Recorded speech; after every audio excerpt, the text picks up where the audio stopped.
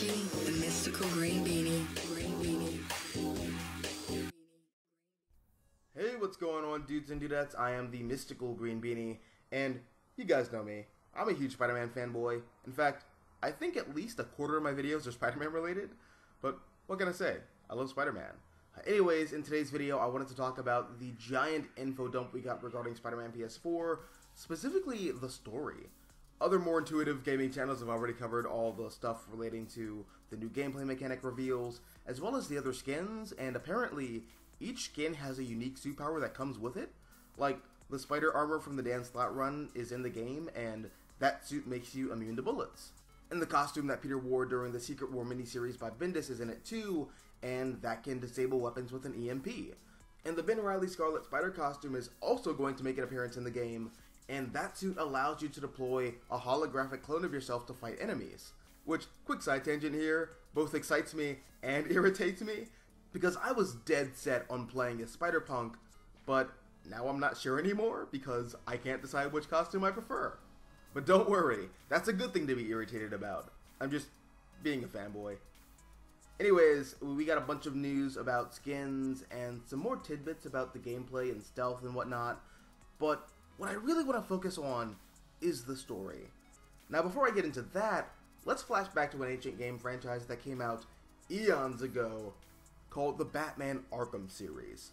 Now, despite me being a fan of the Christopher Nolan Batman trilogy and actually being one of the few idiots who really likes Batman v Superman, I hold to the somewhat popular opinion that the Arkham games are the best adaptations of Batman and are more along the lines of what people are looking for from a Batman movie franchise. It pays homage to the comics and establishes itself in a world that is very familiar with what comic book fans know and love, while also making certain alterations to establish itself in its own continuity. But at the end of the day, it feels like classic Batman. Those games feel like hard PG-13 episodes of the 90s animated series. And I bring that up because I was looking at all the clips and trailers for Spider-Man PS4, and based off what I've seen so far, this game looks like it'll be the exact same thing as the Arkham games in that regard. Now, I think I've made myself perfectly clear on this topic. I don't like the Sam Raimi Spider-Man trilogy. I don't think those films understand the character or the mythology of Spider-Man.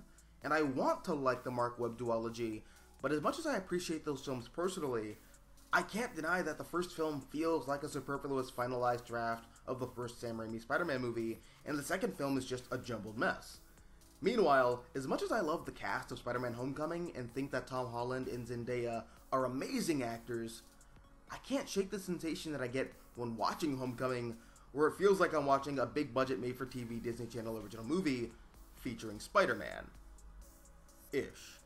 But then you watch the trailers for Spider-Man PS4, and it just feels like Insomniac gets it in the same way that Rocksteady just got it.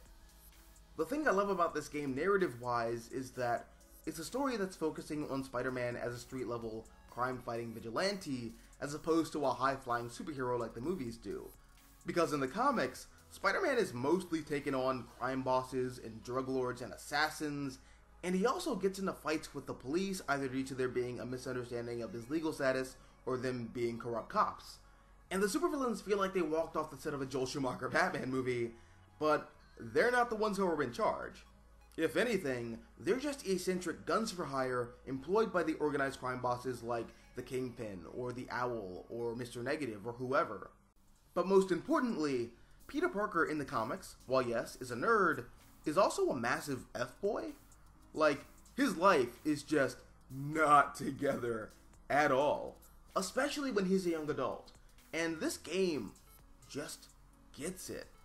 From the organized crime angle, to the wacky supervillains, to Spider-Man fighting dirty cops who are employed by the Kingpin, to Peter Parker just not having his life together, but not being dweebish about it. This game just gets it, in a way that I don't think any of the other films have so far, in my opinion. But like I said, that's just my opinion. But what about you? What are your thoughts? Let me know down below in the comment section. Also, if you like this video, hit the like button, share, support the channel, and if you want to see more content like this, all you have to do is subscribe. I'm the Mystical Green Beanie. Thank you for watching, and as always, until next time, adios nachos, adios.